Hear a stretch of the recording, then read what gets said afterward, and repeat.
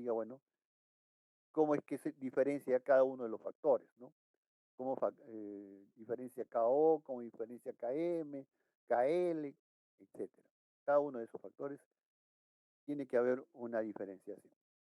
Y entonces ya no habría problema, ¿no? O sea, cuando ustedes van al examen, digamos, tienen el formulario o tienen el programa ya elaborado y saben reemplazar los datos de estas tablas o de la gráfica.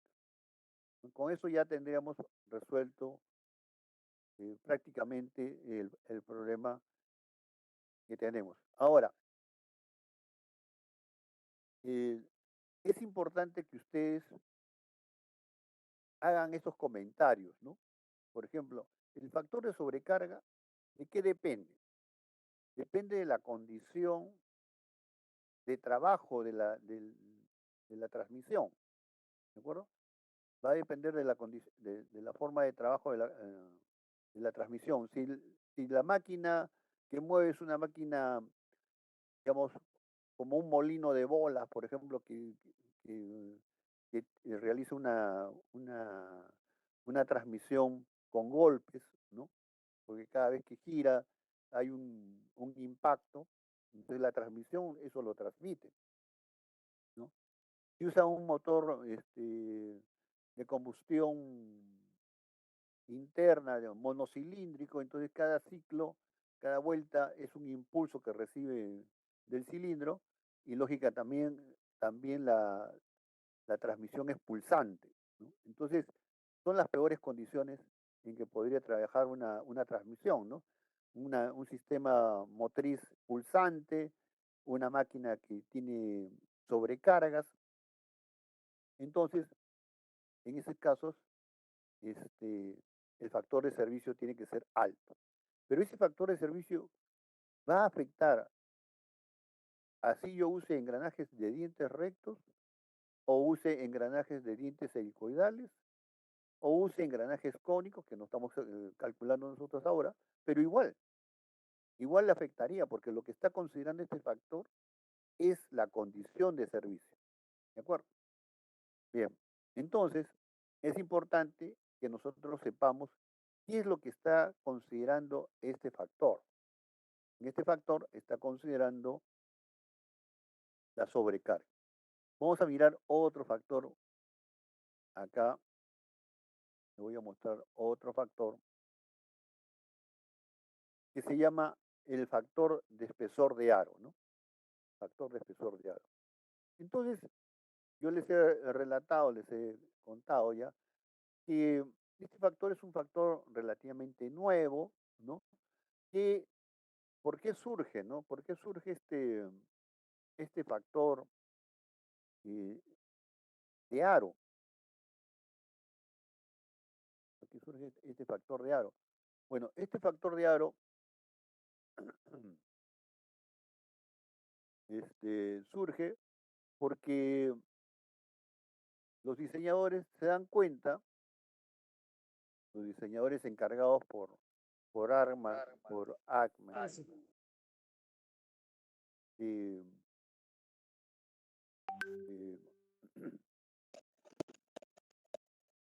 eh, apaga Rafael, apaga tu micrófono. Ya. Bueno, lo que decía era que este factor lo incluye ACMA. ¿Por qué? Porque se da cuenta que en muchos diseños la falla no ocurre acá en la raíz del diente. No se rompe el diente ahí donde estoy mostrando, sino que esta rotura venía por acá, digamos,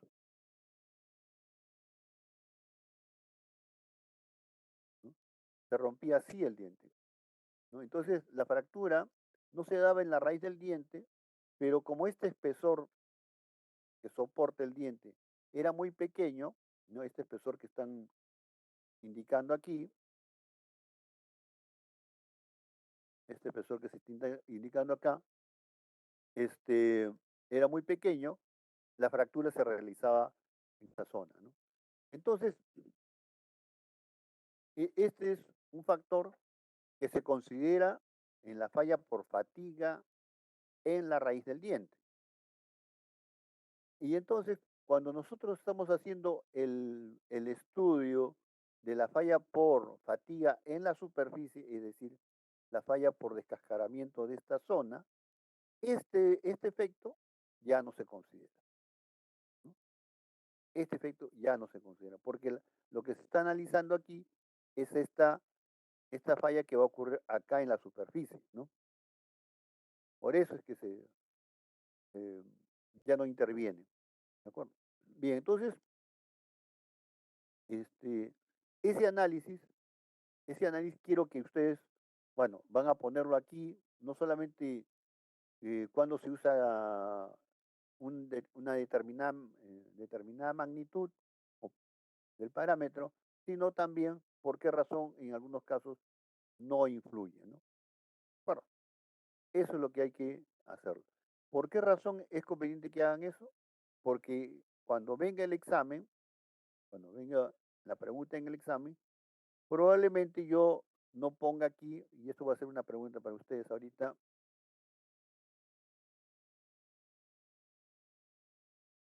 ¿no? Por ejemplo, voy a poner así, ¿no? Yo voy a poner este texto, ustedes me van a decir qué factor debo utilizar, ¿no? Ya. Voy a decirle que estamos haciendo engranaje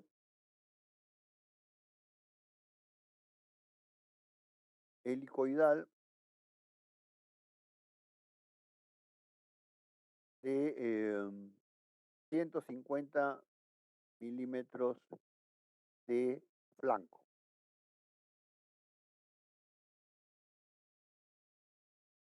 ¿de acuerdo? Y voy a eliminar este de aquí, voy a quitar aquí,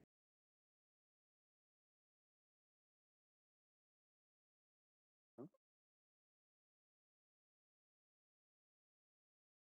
Ahí está, ¿cómo lo saco?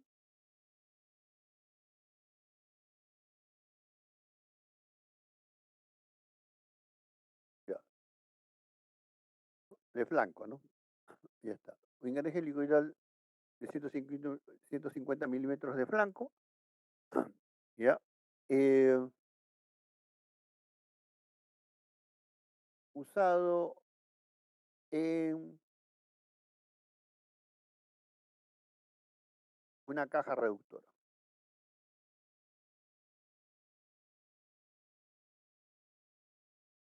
Bien. Entonces, a ver, un voluntario,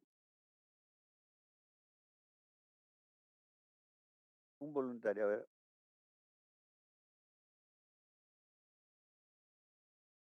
¿qué, qué valor debo utilizar aquí en este caso? ¿Cuál sería el factor, digamos, engranaje helicoidal?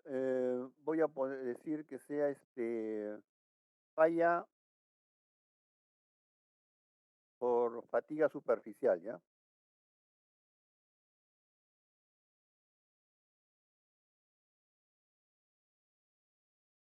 Ya, en ese caso, fatiga superficial es CM, ya, el factor CM.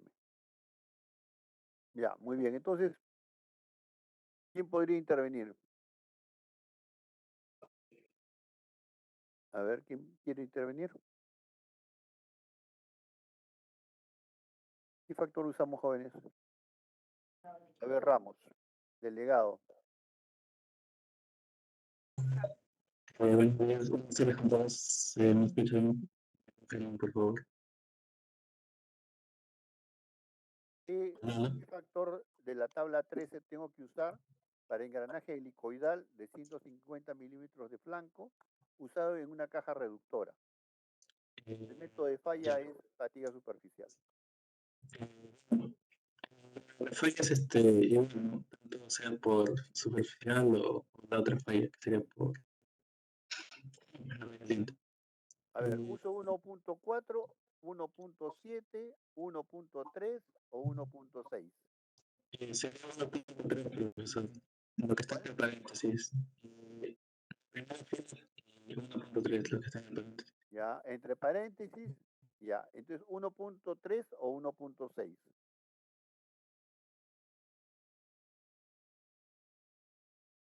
¿Qué dices? 3. Que es un Excel. 1.3. De acuerdo. Ya, ¿por qué? Porque para una caja reductora vamos a considerar, no, vamos a considerar, porque eso es algo que ustedes van a- a usar, ¿no? Que en una caja reductora el montaje es exacto, ¿no? Los juegos son pequeños y las deflexiones son mínimas, ¿no? Eso es para la caja reductora. Lo usual es que una caja reductora tengamos la posibilidad de hacer las deflexiones sean pequeñas, porque la distancia entre centros es pequeña y los diámetros de engranajes son, perdón, los diámetros de eje son relativamente grandes, ¿no? Entonces, para ese caso vamos a utilizar este valor entre paréntesis, ¿no? Y, y en este caso sería 1.3, ¿de acuerdo? Entonces, en el examen va a venir así, ¿no? Ustedes van a tener que escoger 1.3 o van a escoger 1.6, dependiendo de este dato que les estamos dando con respecto al uso de este engranaje. Si se trata de un eje de transmisión, utilizaremos pues el menos exacto, ¿no? La parte intermedia, ¿de acuerdo? Eso ustedes van a decidir. Entonces, si tienen, como ha hecho ya Yauri, su procedimiento de cálculo, ¿no? Lo único que van a tener que hacer es escoger adecuadamente esto, ¿no? ¿Cuál es el uso? Y yo les pediría, ¿no? En el caso de la solución del examen, ¿no? Pongan, ¿no? Utilizo el factor eh, 1.3 porque estoy considerando montaje exacto, que es lo usual en cajas reductoras con engranajes, ¿no? Entonces, eso es lo que ustedes podrían poner, ¿no? Si es un eje de transmisión, ustedes dirían, voy a usar 1.6, ¿no? En eje de transmisión porque usualmente son menos rígidos, ¿no? Y es más difícil de conseguir una buena distribución de carga. Ya está. Entonces, justifican el uso de 1.6 o el de 1.3. Eso es lo que queremos. Entonces, miren, este trabajo, estas dos tareas que tienen, una es de hacer el procedimiento, ¿no? El procedimiento para fatiga en la raíz del diente y para fatiga superficial. Entonces, cuando están en el examen, cuando están en la prueba, puede ser que les digan que calculen con un método o calculen con el otro. O puede decir que compare entre los dos métodos, ¿no? ¿Cuál es la máxima potencia que puede transmitir o no la caja reductora? Bien, ¿no? Y entonces tengan preparado tanto su hoja de su formulario, puede ser un formulario escrito o puede ser un programa si es que tiene calculadora programable, pongan su programa con sus datos de entrada. Pero como le decía a Yauri ahora, es bueno que le pongan el comentario, ¿no? Es decir, normalmente tienen para colocar un pequeño comentario que les haga recordar esto de acá, ¿no? Si voy a usar el valor entre paréntesis, si voy a usar el menor valor, etcétera, ¿no? Eso es algo que ustedes deben entender. No es complicado esto, pero digamos, si uno lo deja así suelto, ¿no? El día del examen es una confusión, porque si no han repasado y en ese momento van a querer, ustedes van a contar con el texto, porque no se impide que utilicen el texto, ¿no? Este, por ejemplo, ustedes van a venir acá, ¿no? Y ustedes podrían venir y si tienen una duda, leer, ¿no? Acá en el texto leer, pues, por ejemplo, qué cosa es el factor de sobrecarga, ¿no? Ustedes pueden venir acá y leer, pues, cuál es el factor de sobrecarga, pero si ustedes se dedican a leer en el examen recién, ¿no? ¿Qué cosa es el factor dinámico o cuál es el factor de relación de dureza en ese momento, ¿no? Y le falta tiempo y muchas veces también pues no logran, digamos, seleccionar adecuadamente el valor, ¿no? ¿De acuerdo? Entonces, esas cosas se pueden evitar y, y hacerlo bien la solución de los problemas. Entonces, ¿qué es lo que estoy pidiendo ahora? Que cada uno de estos factores ustedes sepan cómo ubicarlo, ¿no?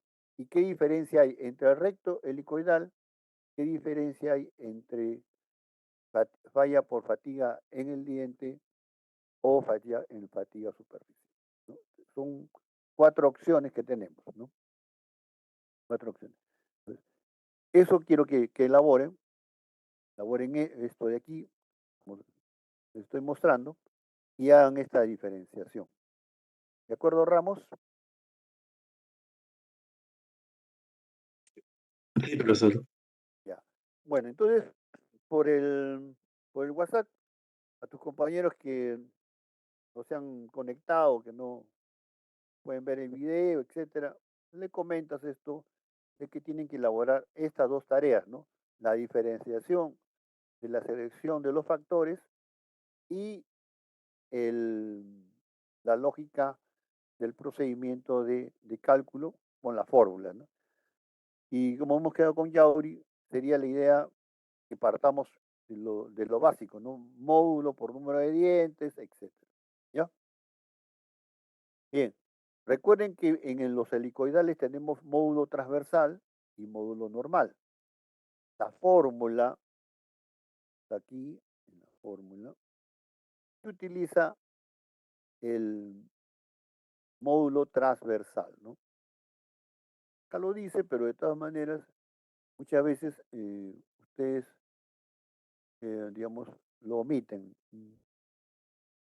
¿Ya? Oh, ¿no lo veo yo?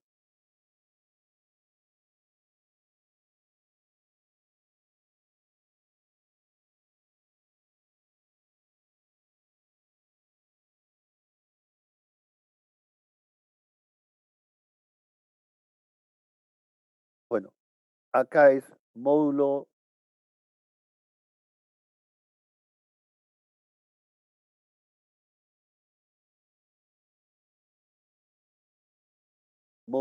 en el plano transversal, ¿no? El módulo transversal. ¿De acuerdo? Este de aquí es decir, módulo transversal. ¿Por qué en los engranajes rectos no aparece la distinción de módulo transversal? Porque es el mismo módulo, ¿no? ¿De acuerdo? Bien. El otro detalle que tiene que ver con los engranajes helicoidales es que hay un ancho mínimo, ¿no? En los engranajes helicoidales, para que funcione como engranaje helicoidal, tienen que evaluar que este ancho del flanco, el ancho mínimo del flanco, se dé, ¿no? ¿De acuerdo?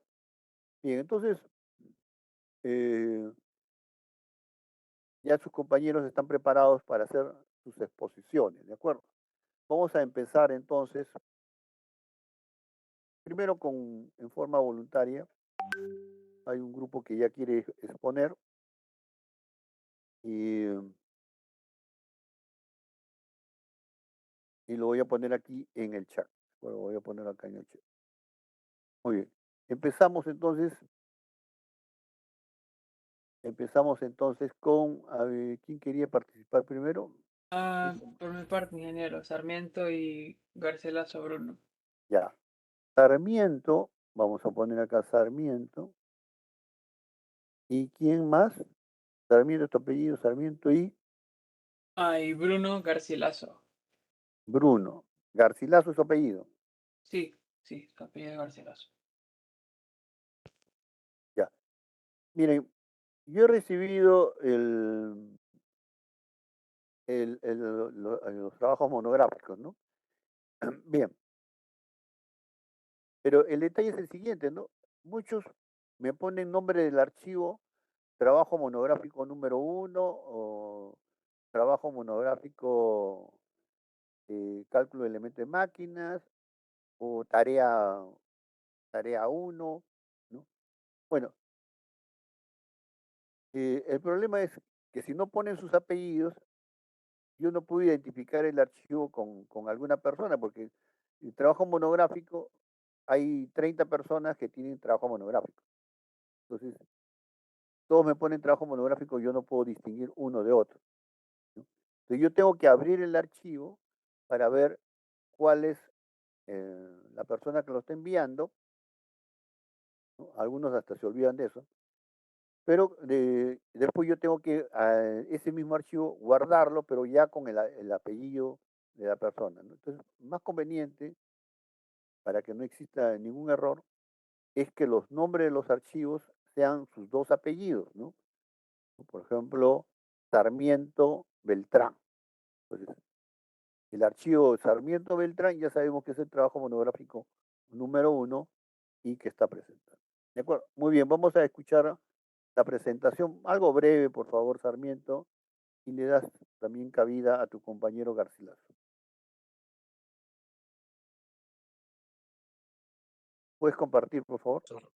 Sí, profesor. Dame unos minutos con mi compañero Rafael Sí, Sarmiento. sí, yo voy a compartir, ingeniero. Por el WhatsApp vayan poniéndose de acuerdo para que no perdamos muchos minutos en la coordinación. Muy bien. Eh, bueno, creo que voy a empezar. Buenas tardes, profesor. Creo que está compartida la pantalla. ¿Se nota? ¿Se ve la pantalla, profesor? Veo una pantalla negra. Ok, que cargue su computadora. O si no, Rafael, yo cargo, yo presento porque tu computadora capaz se lajea, explota.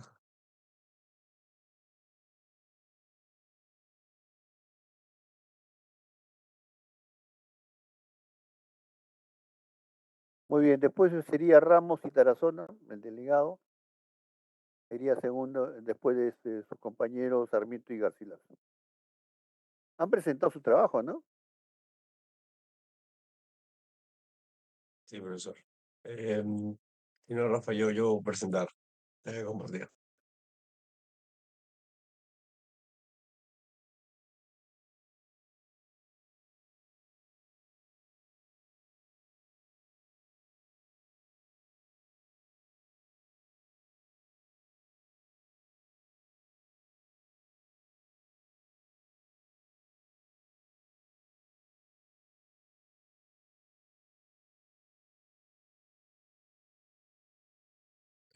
Rafa, ¿puedes hablar? Rafael, ¿puedes hablar? Bueno, sí, creo que mi compañero ha tenido problemas con su computadora. Pero, profesor, ¿se puede ver la pantalla? Sí, estoy viendo la pantalla. Muy bien. ¿Quién va a empezar a Yo voy a exponer? empezar, profesor, pero mi compañero Rafael creo que ahorita creo que está haciendo, su computadora está haciendo muchas cosas a la vez y al querer compartir también se le ha parado, porque no comenta nada, normalmente siempre comenta bastante. Ya, pero para comenzar, para dar un pequeño alcance, bueno, la monografía número uno, los alumnos somos Garcilaso y Sarmiento. Este es nuestro índice de nuestra monografía. Tenemos objetivos, una problemática, una metodología basada en el cross o una metodología que lleguemos a entender nosotros, selección del polipasto, porque esta es una grúa pluma y la grúa pluma necesita tener un polipasto que tenga la capacidad de levantar las cargas de transformadores, que esa es nuestra problemática como tal. Em, Luego, una selección de la viga, como se puede apreciar acá, tenemos una viga y se necesita tener una viga con las características lo suficientemente buenas para que pueda ser bastante confiable, ¿no? Al momento de cargar las pesas de 10 toneladas. En este caso, nuestra carga es de 10 toneladas, hasta 10 toneladas. Como puede La ver, pluma gira, ¿no? La pluma gira. sí, la pluma gira y también debe tener un polipasto como tal. Pero el polipasto, como digo, lo hemos seleccionado, no lo hemos diseñado desde cero. Ya. Partes como el rodamiento y el polipasto se han seleccionado como tal, usando catálogos de empresas que ya proveen estos implementos. Luego también hemos hecho la selección de columna, que se ha copiado, y al final un cálculo de la... espera un minuto, no sé si se puede ver. Ya. Selección de columna, selección de rodamiento, cálculo de las unidades pernadas, porque en la parte inferior tiene que haber pernos para poder empotrar o sea, la grúa pluma al suelo. Hemos hecho una simple consideración en el caso de las pernos, considerando uniones metal-metal. No nos hemos metido a lo que es empernados en concreto. Eh, Luego el cálculo de las unidades soldadas.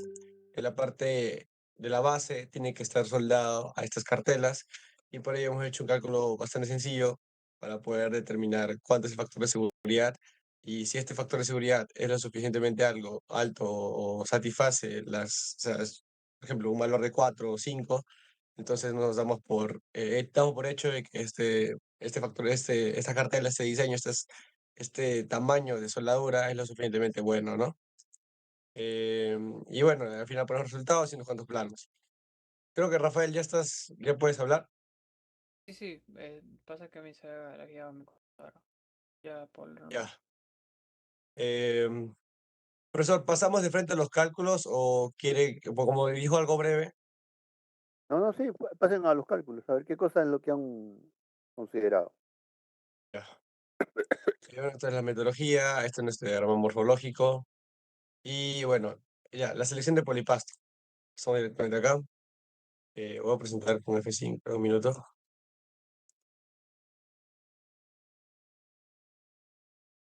Ya, acá. Para hacer la selección de polipasto tenemos que tener ciertas consideraciones. Estas consideraciones están relacionadas a la problemática que nos hemos inventado. No es un problema que nosotros hemos encontrado en la industria como tal. Nos hemos inventado, ¿no? Básicamente. En este caso, en unos minutos, mi computadora se ha... Ya. En este caso, la problemática es facilitar las tareas de montaje de diversos transformadores mediante el diseño de una grúa tipo pluma, ¿no? De hasta 10 toneladas. ¿Por qué 10 toneladas? Básicamente porque los transformadores, en este caso, que son de distribución para media tensión, pueden tener peso de hasta 8,5 toneladas, 8,6. Entonces, la idea es diseñar una grúa de 10 hasta 10 toneladas, ¿no? Tenemos que considerar alcances, o sea, considerar aspectos como capacidad de grúa, alcance del brazo, estabilidad, mecanismo de elevación y giro y compatibilidad con los accesorios necesarios para el montaje. Ahora, lo que son mecanismos de elevación y giro, como tal, elevación sí, porque como tal se ha seleccionado el polipasto, pero el giro no, ya que no hemos seleccionado solo hemos seleccionado el rodamiento con dentadura interna, pero no hemos seleccionado el motor que hace girar a esto. Por temas de tiempo y también por temas o sea, no lo implementamos como tal acá, el parte el parte giro, o sea, Pero puede ser manual, pues. técnicamente para este caso sí, pero sí se puede terminar un cálculo para implementar un motor nada más. Es cuestión de hacer un cálculo para un motor reductor y un motor eléctrico, ¿no? Para poder hacerle girar. Ya, Como pero he visto en anteriores. muchas de las plumas también se usan manuales, ¿no? No Claro, necesariamente por ejemplo, en tiene la que usar parte un superior, motor. como pueden ver acá, se puede poner un motor reductor, ya que como vamos a explicar más adelante en los cálculos, tiene un rodamiento que tiene una unión dentada. Básicamente, hay muchas empresas que hacen rodamientos como SKF o si no también Rotter Erde, creo que también hace rodamientos, que en este caso fue la empresa con la cual seleccionamos el rodamiento. Eh, Hace rodamientos para grúas, no solamente para grúas plumas, para diferentes tipos de grúas. Y normalmente el mecanismo que hemos encontrado, un mecanismo muy común, es poner un pequeño motor reductor de tal manera que tenga un piñón y a girar y de manera interna hasta la rueda dentada interior del engranaje, perdón, me olvidé el nombre, del rodamiento, perdón. Ya, más adelante lo vamos a mostrar porque ahorita no se puede mostrar. Mi compañero Rafael lo va a explicar. El cálculo. Ya, en la selección de polipasto necesitamos tener capacidad efectiva, un estado de esfuerzo. Ahora, este estado de esfuerzo, ¿cómo lo hemos considerado? Lo que pasa es que para hacer la selección necesitamos tomar en cuenta los parámetros que requiere la empresa o la fabricante de este polipastos. Según leyendo lo que son leyendo sus requerimientos mínimos que tiene que tener para la selección del polipasto, según el fabricante, que es Donati, en este caso, estas son las imágenes del catálogo de Donati para la selección del polipasto. Tenemos que especificar qué tipo de servicio, ¿no? Hay servicio ligero, servicio pesado, servicio muy pesado. En este caso, hemos considerado un servicio muy pesado, básicamente porque estamos considerando de que la carga más común que estamos utilizando es la carga aproximadamente máxima. O sea, estoy diciendo acá que la mayoría de los transformadores que grúa pluma está levantando son de 8 toneladas aproximadamente. Son grandes, la mayoría. A eso me refiero con servicio, pues bueno, es lo que entendimos al leer el catálogo de la empresa. Ahora, número de ciclos por hora, son valores que hemos estimado, ¿no? Tiempo de utilización diario, velocidad máxima de elevación, carrera efectiva y el tiempo medio de funcionamiento diario. Ahora, este tiempo medio de funcionamiento diario es una fórmula que requiere la empresa Donati o su catálogo para poder determinar. Los valores de entrada para este tipo de medio de funcionamiento diario son la capacidad efectiva, los números de ciclos por hora, el tiempo de utilización diario como TI y la velocidad máxima de elevación. Bueno, estos son números. También tenemos un dato más, que eso es número de servicios al año, estimado. Son 220 días al año que va a operar la grúa. Ya, con estos datos calculados, tenemos tres valores importantes, que es el TM, el HF y el COP. Ahora, el TM, como pueden ver en la tabla que está acá, déjame un minuto, porque mi mouse está lento. Creo que no puedo poner como algo. Ya. El TM, como puede ver acá, es el que está acá, el tiempo medio de funcionamiento diario. Hacemos un cálculo que es aproximadamente 0.889. Duración de la vida de mecanismos, que es este que está acá, H en horas básicamente, y número de ciclos operativos en 10 años, que es este acá. Si se fija, como hemos considerado un servicio muy pesado, entonces partimos de acá, del número 4, y bueno, considerando lo que es el tiempo de medio de funcionamiento diario, en este caso nos salió 0.889, podemos haber tomado, por ejemplo, el que está acá, ¿no? Que es menor o igual a 1, con 1600, pero nuestro número de horas es 1955. Entonces procedimos al tomar el inmediato superior, ¿no? Y el número máximo de ciclos operativos sí lo satisface, ya que acá es 4,4 por 10 a la 4, y este es 250 por 10 al cubo. Entonces, esto nos sirve para un grupo de servicio un grupo para determinar el grupo de servicio. En este caso es un Ya, M6 3C. a ver, Bruno, entonces la idea es, lógicamente, esta selección del catálogo, digamos, no requiere ningún estudio, digamos, Mecánico. universitario para, para, Claro, para, claro, claro. para ver la selección. Entonces, pero Un la poco pregunta de... es, la pregunta es la siguiente, ¿no? ¿Qué significa cada uno de esos parámetros? O sea, ¿por qué este señor te pide ese dato? Eso es lo que yo quiero que tú me digas, ¿no? A ver, escoge cualquiera y tú me dices, bueno, esto lo escoge por este motivo, por por esta consideración, ¿no? Escoge cualquiera y dime, ¿por qué es importante que este señor sepa ese dato? Ya.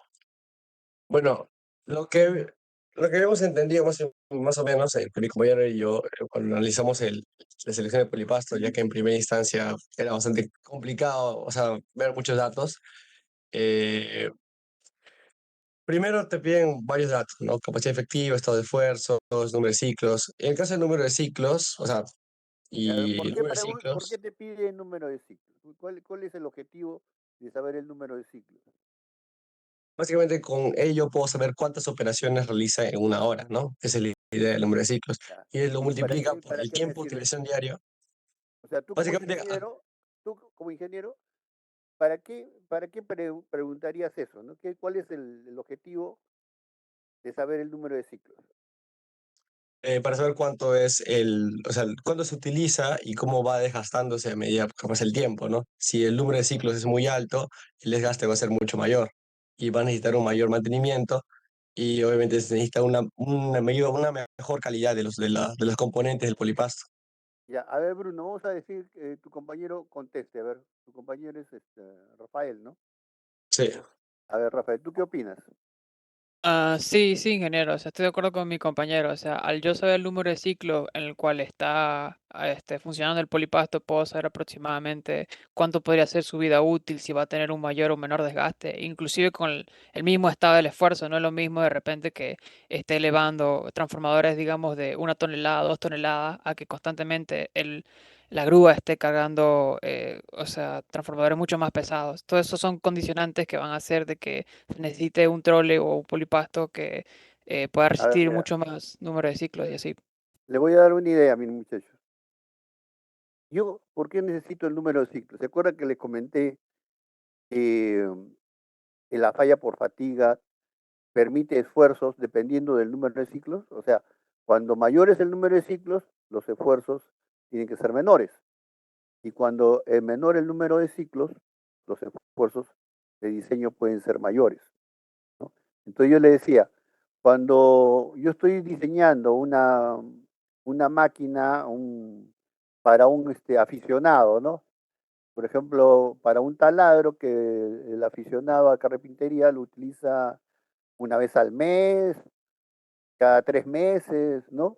No, es un aficionado a carpintería, los fines de semana hace un trabajo con su taladro, ¿no? Pero no lo hace todos los fines de semana y lo hace todos los meses tampoco, ¿no? Entonces, el número de ciclos, digamos, de vida de ese taladro, yo calculo que, bueno, mira, va a pasar 10 años y el señor usará, pues, 20 veces, pues, ¿no? Porque al principio lo usa y después ya se olvida de que tiene taladro. Puede ocurrir, ¿no? Entonces, para eso yo me interesa saber cuál es el número de ciclos.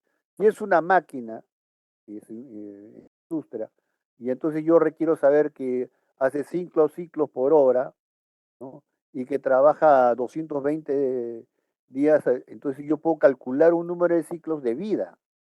¿Cuál es el número de ciclos por fatiga que va a tener que soportar estos elementos? Entonces, por esa razón, a mí me interesa saber cuál es la carga para determinar los esfuerzos y cuál es la frecuencia y la duración que se requiere, ¿no? Entonces, ¿para cuántos ciclos habrá calculado este señor, este polipasto?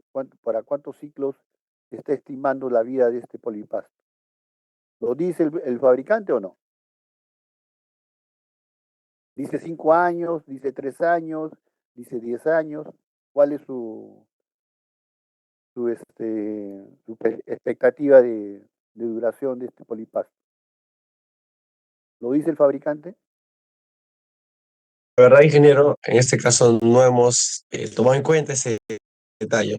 El tiempo de vida, como tal, no lo hemos tomado en cuenta, ¿no? Bueno, El tiempo mira, de vida que va a tener. usualmente, bueno, usualmente usan 5 años, ¿no? O sea, tú compras tu máquina, usualmente 5 años, ¿no? Y es una máquina muy importante, muy, muy costosa para 10 años, ¿no? Y si es súper importante, entonces para 20 años. Un generador de energía, por ejemplo, usualmente pues para 20, 30 años, menos de eso no les conviene por la inversión, ¿de acuerdo? Bueno, pero la idea de esta información del número de ciclos es precisamente poder prever la falla por fatiga. Ese es cualquiera que tiene carga cíclica va a someter a los elementos mecánicos a falla por fatiga. Y ese es lo que ustedes tienen que observar. Entonces, esos son los datos que ustedes tienen que tener presentes, ¿no? ¿Por qué razón me piden este dato de la frecuencia, de la carga máxima, ¿no? Es para poder determinar esos valores. Ahora, estos señores que venden los polipastos, ¿dan alguna indicación para la cimentación de la pluma? ¿Dan Ah, alguna recomendación? yo me gustaría responder Adelante, primero. Rafaela. Sí, por una parte, comentar, ingeniero, que bueno, en la parte, como ahí se ve en la diapositiva donde está ahorita, la clasificación y límite de uso del mecanismo, claro, como menciona, sí se habla de más o menos la duración de la vida. Ahí se especifica, según el tipo de servicio, la duración de la vida del mecanismo en 10 años y también el número máximo de ciclos operativos y lo toma en 10 años, según tal cual estaba comentando. En este caso lo toma como, o sea, esa cantidad máxima de ciclos que operaría en 10 años.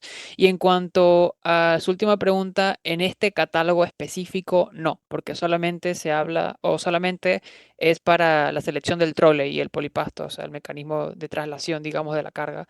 En ¿Ya? cuanto a, digamos, para que creo que se le denomina también cimentación, si no me equivoco, cuando se Sí, hace, la claro, cimentación, sí. pero eso quizás ya sería probablemente en otro catálogo. Si llegamos a de repente ver algunos catálogos donde se especificaba un poco, se mencionaba, pero la verdad no llegamos a ojearlo mucho para poder implementarlo, ya que vimos quizás por cuestiones de tiempo lo que fuese un poco más factible y más Ya. fácil sería, como comenta mi compañero, considerar unión metal-metal para, bueno, aplicarlo de Claro, lo lo visto en lo que pasa curso. es que, mira, a ver, miren, si ustedes ven digamos, el diseño de la pluma, lógicamente la pluma se va a voltear, ¿sí o no? O sea, la Sí, pluma se ingeniero. voltea si es que no está anclada adecuadamente, ¿no? Ahora, uno puede hacer el anclaje adecuado digamos, a la base, pero esa base tiene que tener una cimentación, porque si no, igual se levanta, pues, ¿no? Entonces hay unas recomendaciones que indican, ¿no? O sea, indica el proveedor de la máquina. El proveedor de la máquina dice, bueno, ustedes tienen que contratar a un ingeniero civil y que diseñe su cimentación, pero las características mínimas de esta cimentación son tales, ¿no? Eso es lo que normalmente el proveedor da, ¿no? No te dice cómo hacer la cimentación, no te dice cómo calcularla, te indica que lo calcule alguien, ingeniero civil, una persona experimentada, pero sí da las condiciones básicas de la cimentación, ¿no? O sea, los requerimientos de la cimentación. Eso es lo que da. Bien, ¿qué otra cosa pueden comentar, jóvenes? ¿Ustedes hicieron alguna maqueta, trataron de hacer alguna, o solamente se han hecho este estudio así? Bueno, no hicimos maqueta física, ingeniero, pero más o menos, o sea, hicimos una simulación en la medida de lo que Ya, a ver, podíamos, pero sí calculamos, o sea, parte por parte. Esta parte solamente es la parte del polipasto, luego viene la ya, parte de la... a ver la simulación, de una vez, rapidito. Ok, ingeniero, a ver. Ya, espera 2 minutos. Mi voz se desconecta y no puedo mover. Ya. Bueno, acá hay calcular la viga, tomamos normativa UNE para poder pues, considerar los tipos de carga. Ahí continuamos, columnas, rodamientos, seleccionamos rodamientos según según el Ah, procedimiento que te indica Bruno, la creo empresa. que no se ve, bueno, no sé si será mi internet de repente, pero se quedó congelada tu pantalla, creo. No sé si será de repente mi internet. Yo solamente estoy A viendo ver, el ahora chat. sí, Sí, ahí veo ahora sí se ve. soldadura, sí, ahora sí veo. Ya, A ya. ver, Entonces, acá mostramos nuestros resultados, o sea, las partes que hemos llegado a tomar en cuenta, los planos, y este es el video de simulación. a ver. Y bueno, básicamente gira, es el movimiento que realiza, ¿no? El, el, la agropluma.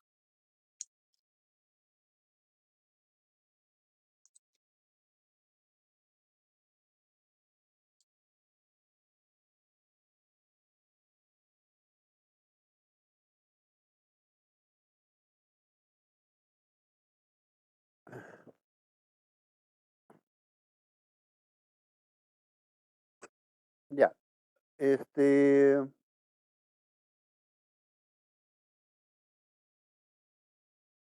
muy bien. Entonces, Sarmiento Gracias.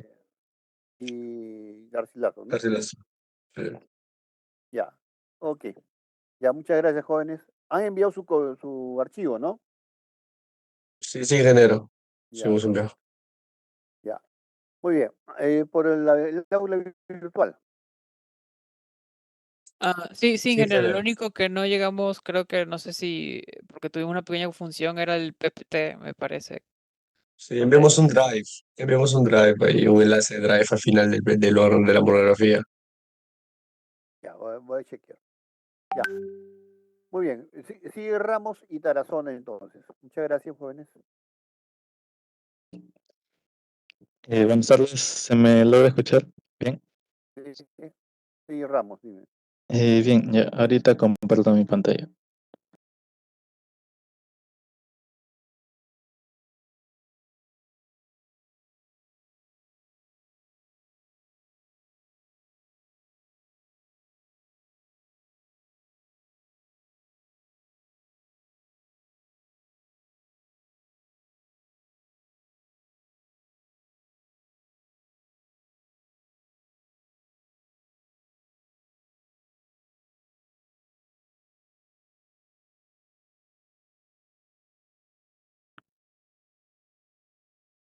Mm, ya. Bien, buenas tardes, profesor, buenas tardes, compañeros. En esta oportunidad vamos a presentar la monografía número 1 del curso de cálculo de elementos de máquinas. La hemos puesto como título Diseño de un puente grúa para cargas de 10 toneladas. Los alumnos que conforman el grupo es mi persona, Ramón Villanueva y Alberto, y mi compañero persona de Ronald. Bien, para empezar con la monografía o con el trabajo que hemos realizado, vamos primero a identificar los requerimientos. Hemos hecho una pequeña tabla bueno, en primer lugar, indicando en la primera columna los cambios, las fechas, en la segunda columna lo que sería demanda y deseo, ¿no? Exigencia y lo que es recomendable. Y siguiendo con los requerimientos y bueno, siguiendo con los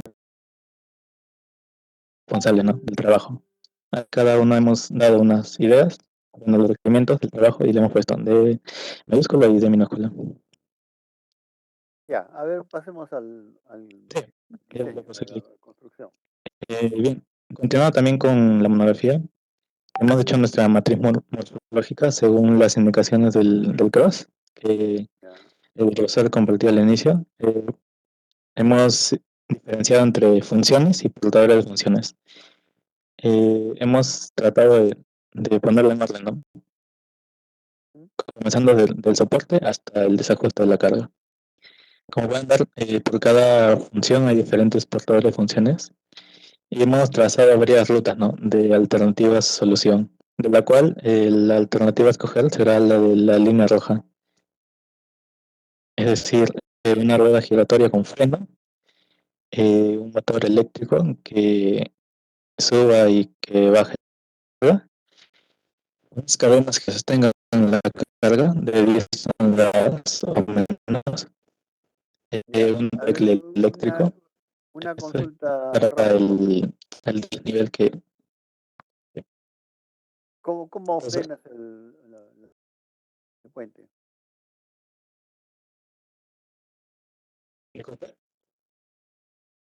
¿Cómo frenas el puente? Digo, ¿cómo haces que...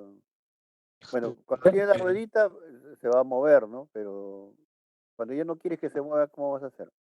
sí, sí, aquí está indicada la rueda giratoria con el freno. El freno sería como esta aleta, se podría decir. Y bueno, solamente sería bajarlo, ¿no? Y ya por fricción se detiene la rueda y se queda estático el puente. Obviamente esta es una rueda de referencia, ¿no? Obviamente hay catálogos con ruedas mucho mayores, más grandes, ¿no? Ujú. O le pones un ladrillo ahí para que no se mueva. No, no, profesor, acá está indicado el freno es esta pequeña extensión, ¿no? Esta aleta. Ya. Mira, en estos casos, acá está bien poner la rueda, pero como Ujú. una función adicional hay que poner ese freno que te digo, ¿no? No es un freno como no es no es un sistema auxiliar, sino más bien es un sistema básico de la grúa, ¿no? ¿Correcto? O Sí, sea, profesor. es tan importante como la rueda ese freno, porque si no, no va a funcionar bien. Ya. Entonces hay Sería que entonces considerarlo. otra función sería, ¿no? Para freno y ponerle el freno ahí. Exactamente, o sea, es Ah, una función que claro, es claro. importante. Ya. No es un Entendido, profesor. auxiliar. Ya, bien. Muy bien, ¿qué más? ¿Qué más, Ramos? Ya, bueno, siguiendo con la exposición, hemos hecho el análisis de la solución. Así Ya, como indica el libro Cross, hemos usado un tipo de escalas que varían de 0 a 4 según los valores indicados en la norma VD 2225, donde 0 ya, significa no satisface, 1 aceptable y así, ¿no? Hasta 4 que sería muy bien, el igual, ¿no? En todo caso. Hemos ujú, establecido 15 criterios, perdón. Hemos puesto el G, que es ya, está bien. el peso y el P, el puntaje, ¿no? A cada criterio que le hemos expuesto. Sí. Y bueno, Lo que, sin, discúlpame, Ramos, un minutito. Todavía está ahí Sarmiento Sarmiento y ¿quién era? Sarmiento y Garcilaso, ¿no? ¿Todavía están acá en clase? No, ¿ya? O ya no, ya. Sí, sí, ingeniero. Sí. Oye, estaba recordando, ese video que me has puesto, esa imagen que me has puesto, lo he visto antes, ¿ah? Lo he visto por ahí, no me acuerdo dónde, pero ya le he visto eso. ¿No lo habrás copiado bajado de No, alguna sitio? no, nada que ver, ingeniero. Le puedo ¿Eh? asegurar con mi compañero que lo hemos hecho nosotros, porque sí ha tomado, la verdad, bastante tiempo, porque tampoco dominamos mucho. Si quiere, luego le podría compartir los archivos. Todo está en el drive, los archivos, el video, todo transformado Ya, a MP4, porque normal. algo muy parecido he visto, ¿ah? No, ahora que si tengo tiempo lo veo. Sí, sí, normal, no hay ningún Ya, inconveniente, ingeniero. ya, ya, muy bien. Continuáramos. ya listo, profesor. Bueno, esto sería el análisis de la solución, donde la solución resultó ser la número 2, ¿no? Ujú. Ya, Bueno, ahora sí seguimos con la parte del diseño, en lo que sería la parte estructural, ya sea la viga, la columna, y también hemos puesto un elevador, que ya luego le explicaremos en un video para qué sirve, ¿no? Bueno, diseña, pero